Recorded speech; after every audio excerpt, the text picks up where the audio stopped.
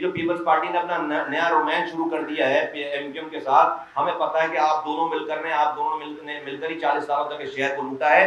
ہم یہ سمجھتے ہیں کہ نہیں، ہماری بات آپ کو ماننی پڑے گی اور جو آپ نے ہم سے معاہدہ کیا اس معاہدے کو پورا کرنا پڑے گا. سڑکیں موجود ہیں، ہم پارٹی موجود ہے، پہلے سے زیادہ اسٹرانگ موجود ہے. ایک مظاہرہ تو ہم یہ مائیں بہنیں کر رہی ہیں یہ اتوار والے دن، یہ ساری باتیں وہاں بھی ہوں گی. لیکن میں حکومت وقت کو کہنا چاہتا ہوں کہ ہمیں اختیارات اور وسائل ہر حال میں آپ کو نیچے دینے پڑیں گے. اور سندھ میں جو پانی کا مسئلہ ہوا ہے، ہر حال میں اس پانی کے منصفانہ تقسیم کو یقینی بنائیں، ورنہ یہ آگ جو لگی چل رہی ہے نا، یہ اب ظلم کرنے والوں کو بہا لے جائے گی. میں آپ کو بتا رہا ہوں ابھی تک تو کوئی تصادم تو اس وقت ہے جب دو چیزیں آ کر ٹکرا رہی ہوں. یہاں تو پی ٹی آئی اور عمران خان صاحب اکیلے ہی ٹکرائے جا رہے ہیں، ابھی تو کوئی نہیں ٹکرا رہا ان سے.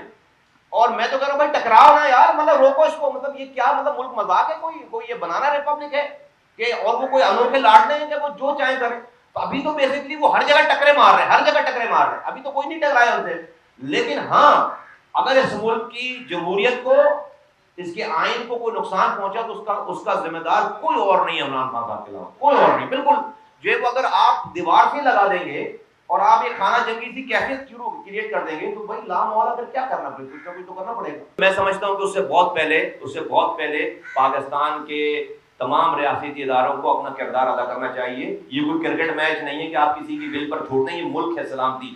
جو لوگ خاموش ہیں بھائی ان کا بھی ملک ہے نا، ہمارا بھی ملک ہے. مطلب یہ وہ جو ہوتا رہے ایک طرفہ اور ہم جو ہے وہ ویسے خاموش بیٹھے رہے. میں سمجھتا ہوں کہ نہیں، ملک کی حکومت کو اور ملک کے ریاستی اداروں کو ملک کی سلامتی کو ملوز خاطر رکھتے ہوئے، اس کی سیکیورٹی، اس میں افراتفری نہیں ہونے کے خاطر، اتنے سارے بزنس مین ہیں، اتنی ساری انویسٹمنٹ ہے، لوکل بزنس مین ہیں، یہ سارا کچھ تھوڑا اسٹاک ایکسچینج کا آپ نے دیکھا تو کون آدمی کاروبار کرے گا یہاں پر؟ کون آدمی پیسہ لگائے گا یہاں پر؟ تو ہم تو بھوکے مریں گے. 25 کروڑ ان کو تو فکر نہیں ہے، ٹکٹ کٹائیں گے لندن چلے جائیں گے، دنیا بھر کی جو ہے وہ میں جا کر گھوم رہے ہوں گے.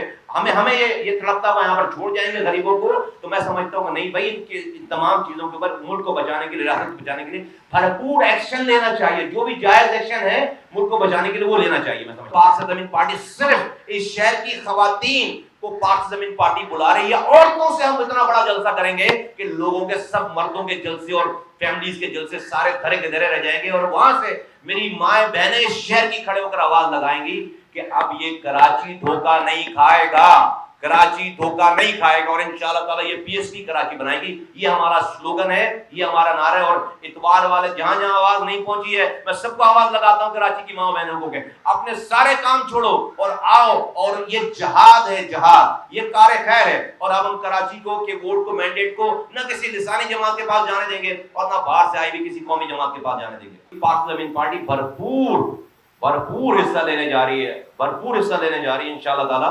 پاکستان کراچی کے لوگوں کو میں ابھی سے اسپیسیفک کراچی ہو کر بات کروں، پی ٹی آئی ناکام ہو گئی، پیپلز پارٹی اور نہیں کرتی، ایم کیو 40 سالوں میں ناکام ہو گئی. آج پاک زمین پارٹی کے علاوہ کراچی کے مسائل کا حل کوئی اور حل نہیں کر سکتا. ہم ہی وہ لوگ ہیں جنہوں نے آخری دفعہ ہمارے ہاتھوں سے اللہ تعالیٰ نے کراچی بنوایا تھا. ہم ہی کراچی دوبارہ انشاءاللہ تعالیٰ بنائیں گے. اس شہر کا حل، اس شہر کے مسائل کا حل نہ تو کوئی اس شہر کی لسانی جماعت ہے اور نہ باہر سے آئی ہوئی کوئی قومی جماعت ہے. اس شہر کے مسائل کا حل اس شہر کی کوئی قومی جماعت ہے جو کہ ساری زبانیں بولنے والوں کو ساتھ لے کر چلے. اور وہ شہر کی قومی جماعت پاک زمین پارٹی کے علاوہ کوئی اور نہیں ہے. جب امریکی چھوٹ سکتے ہیں قیدی، جب سارے طالبان چھوٹ سکتے ہیں، تو کیا یہ عافیہ صدیقی نہیں چھوٹ سکتی؟ اس بات پہ لڑائی کرتے ہیں نا امریکہ سے، مصطفیٰ کمال تمہارے ساتھ کھڑا ہوتا. اس بات پہ امریکہ کو کہتے ہیں کہ اس نے سازش کی ہے، اڑی کر لیتے اس والی بات پر. مصطفیٰ کمال تمہارے، آپ ایک عافیہ صدیقی کو نہیں لے سکے. آپ امریکہ کے خلاف آج جہاد کرا رہے ہو، یہ معصوم بچوں کو لے کر اپنے لیے آپ ہیومن شیلڈ کے طور پر استعمال کر رہے ہو ان کو. میں بہت مجبور ہو کر آج یہ بات کہہ رہا ہوں. ہم وہ لوگ ہیں جنہوں نے آپ کی تائید کی تھی، لیکن آپ کو یہ رخ نہیں پتا تھا. آج میں آپ کی اس بات کی تائید کروں کہ یہ آپ ریاستی ادارے کے سربراہ کو آپ میر جعفر میر صادق کہہ رہے ہیں. آپ نے یو ٹرن لے لیا فوراً 24 گھنٹے کے اندر کہ وہ تمہیں نواز شریف، شہباز شریف کو کہہ رہے ہیں. اور بھائی آپ خود سمجھا رہے ہیں مجمع کو، پوری دنیا کو، کہ میرا مطلب کیا کہ سراج الدولہ کے وہ سپہ سالار تھے میر جعفر.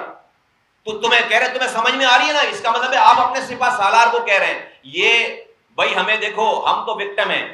2018 میں ہم سے سیٹیں چھین کر دی گئی پی ٹی آئی کو.